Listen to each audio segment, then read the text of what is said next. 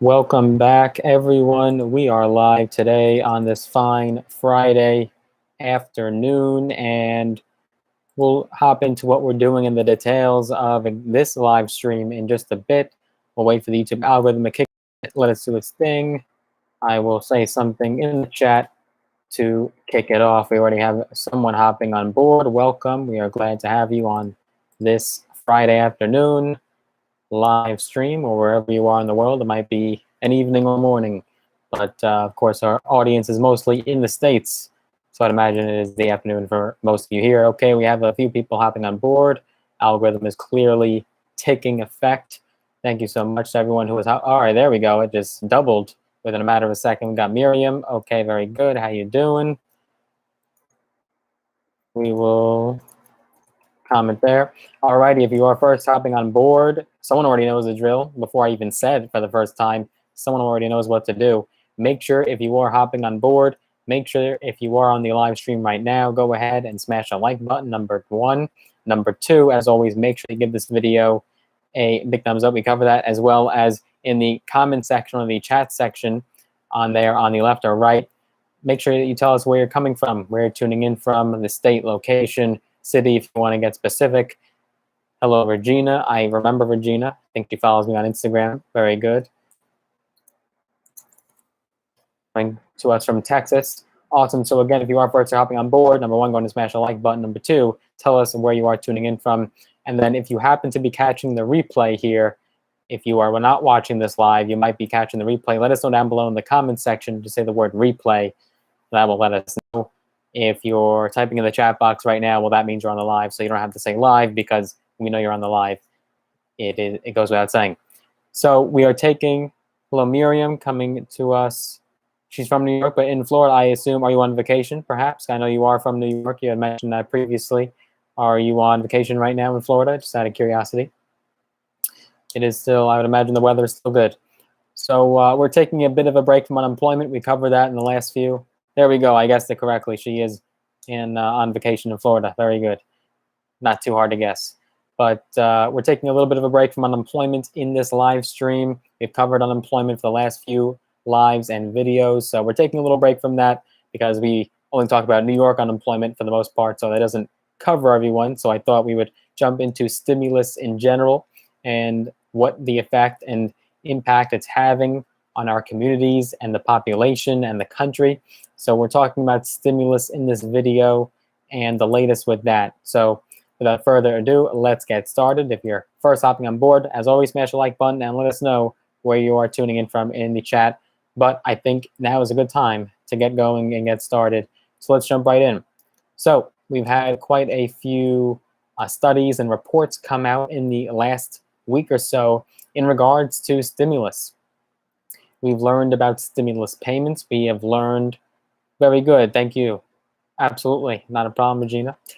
We've learned about the stimulus payments. We've learned a lot about the child tax credit and what impact it's having. The child tax credit is still going on, of course. It goes through to December. So it'll be interesting to see if we look back on that in total, in the totality, what it had. But, you know, we're able to figure out just from the last few payments, even though it's kind of young in its latest form, the child tax credit, expanded enhanced child tax credit for that matter, where we're already able to know what impact it's having and the effect because of all this analysis and study that's going on. So in just a few months alone, even though it's only been on a few months, the new child tax credit featuring advanced monthly payments has relieved financial instability and lowered food insecurity for many families with children across the country. Again, the child tax credit goes out to tens and tens of millions of households and families across the country and is very beneficial for the lower and middle class. Continuing the expanded child tax credit beyond 2021, we have learned, would slash child poverty even further, reducing it to about 8.4% from 14.2%. That's quite significant, a fall of roughly 40%. This is according to a recent study. And we also know that in 2021, a family of four making $26,500 or less is considered to live in poverty, according to the guidelines that have been outlined by the U.S. Department of Health and Human Services. The median national household income was $68,703 in 2019, according to the most recent data from the Census Bureau. And so even after the pandemic ends, having nothing to do with it, we will still have a child poverty rate that's typically a little bit above 14%. If we were to keep this child tax credit, we can actually drop that closer down to 8%, according to research from institutes and organizations. As we know, the child tax credit pays out up to $250 or $300 a month, depending on the age of the children that you have. And the American Rescue Plan also made the child tax credit fully refundable, meaning that families can get it as a refund even if they don't have any tax liability. This expands it and allows more people to collect it. And it also ensures that children in the poorest families are not left out. So, in a typical year, meaning one that is not marked by a pandemic, the expanded child tax credit would lift some 4.3, nearly 4.5 million children out of poverty, according to the study, meaning that we'll have a lot less children and families in the state of poverty and going hungry. Now, it depends on the state, right? Some states have higher costs of living, so it does depend. In all but 3 states, California, Florida, and Texas, the benefit would bring the child poverty level below 10%. In 11 states, a continued child tax credit would reduce the child poverty by 50%. So certainly very beneficial. That goes without saying. The child tax credit is extremely beneficial and helpful for families across the country. And it goes to our most vulnerable and the people that need it most. Right? This isn't going to households that make 6 figures, multiple 6 figures, 7 figures. This is not going to the wealthy. It is going to the people that need it most. And that's why the child tax credit is so darn effective. But what is next, right? What is the future? Because remember, the payments do end in December, which at this point is just a few months away. And then we're going to be left in a position where you'll have these families back in poverty when the child tax credit gave them some sense of relief, some reprieve, and now they're just going to be back in poverty after not receiving the payments anymore. But lawmakers are trying to continue the expanded benefit. Democrats included an expansion of the credit in their $3.5 trillion budget plan, which lawmakers are currently debating and writing legislation to be voted on. This is part of President Biden's Build Back Better agenda and his vision for more federal spending. So because Democrats plan to use a fast-track process known as reconciliation to pass the bill, they have used this process before. Most recently, it was used with the American Rescue Plan. The party must be in complete agreement to have enough votes to push it through. So you have to have all senators, all Democratic senators on board with this plan. Now, unfortunately, we have a couple moderate senators that are not in a position to vote on this massive federal spending of $3.5 trillion.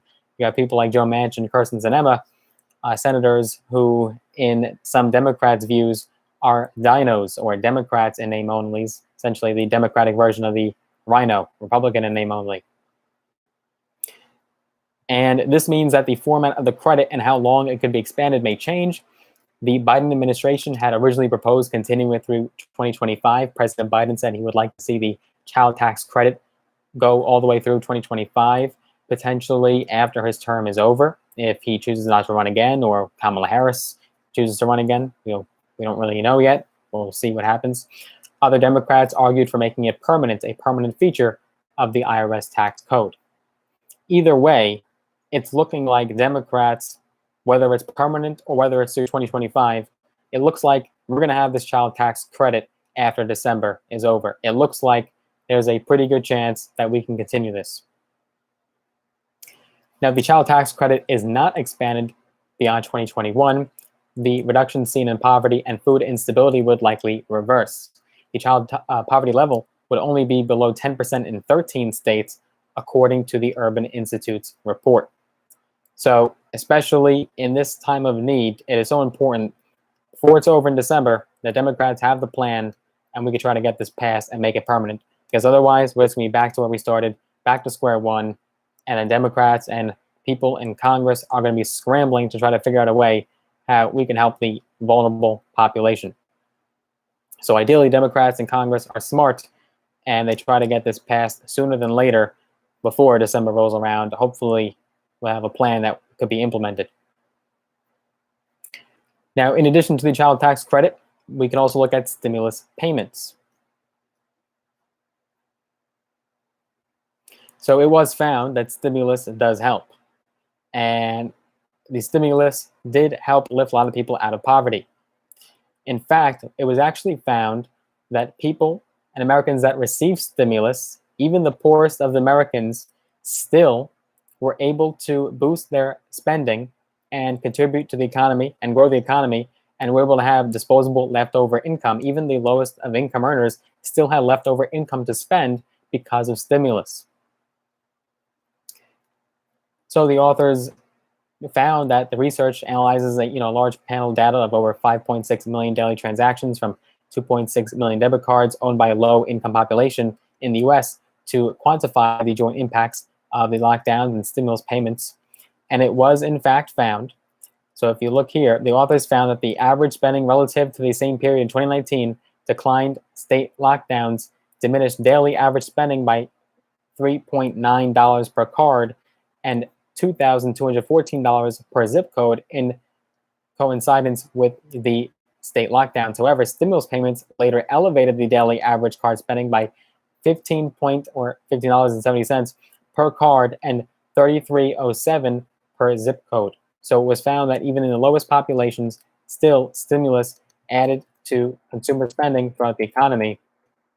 People that would not have been expected to spend their money were still able to spend money because of stimulus.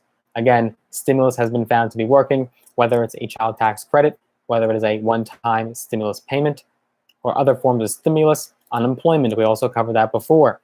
How unemployment, the common misconception, especially from these Republican governors that cut off the unemployment early, they believe that it was creating an incentive to not return back to work and it was hurting the economy, and that we have all these job openings because of the unemployment programs. Well, that was found not to be the case. In fact, the unemployment programs had little impact on the economy and actually didn't really do much to affect the labor shortage by any stretch.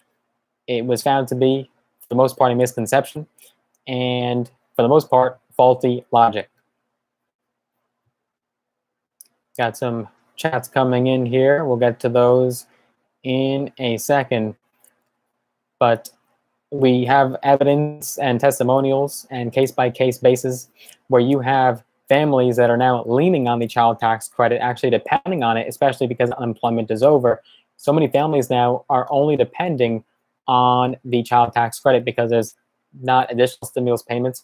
Unemployment has been cut off, and perhaps people cannot return back to work. Now, the only way, besides the eviction moratorium, besides the student loan forbearance, the only thing that people and families that are still not yet recovered from the pandemic, the only thing they can lean on is the child tax credit. So it is so important that we have that expanded permanently, because otherwise that last little bit of hope, that last little bit, even though it's only $250, $300 per child for these families, even though that might not be a lot and might not essentially affect some families depending on your zip code and where you are, it's that last little bit of hope, that last little bit of financial assistance that so many families are depending on now. So it's so important that we have that expanded permanently. Otherwise, I don't know what's going to happen. We're going to have basically absolute chaos across this country. And the pandemic has shown to still have long-term effects. It is not over. Yes, the economy has bounced back for the most part when you look at GDP and the stock market. The fact is that our low and middle income families are still struggling and, for the most part, still recovering or have not recovered. So it is so important that we continue that and expand that permanently. We have to keep that going, and it has bipartisan support, right? It has support from Republicans and Democrats. You saw Josh Hawley put forth his proposal, even more liberal of a child tax credit than what the Democrats were proposing. He was proposing even more money to go to the child tax credit, even more paid out to families and, per capita, per child. He was actually proposing for more spending and a higher child tax credit than the Democrats were vying for. So it has bipartisan support. I think we can get it done. The problem is that it's part of the $3.5 trillion budget. And the fact is that Republicans are definitely opposed to that, and some Democrats are opposed to that. So if we separate the child tax credit from the $3.5 trillion spending budget, perhaps we could see it differently, and perhaps we could come together as a country and get behind that, and Congress can work together to pass a child tax credit if we don't include it as part of a Democratic wish list, a you know, if you want to call it a pork and barrel politics, whatever you want to call it, you know, if we separate it actually, then you could actually see it pass. And I think, you know, it has potential and it does have hope to be able to be passed. All you have to do is separate it, and then you have a different conversation, a different debate in Congress. You have some Republican support there. I think you definitely have all 50 senators on board on the Democratic side, Kamala Harris to break the tie. I think you could definitely find that.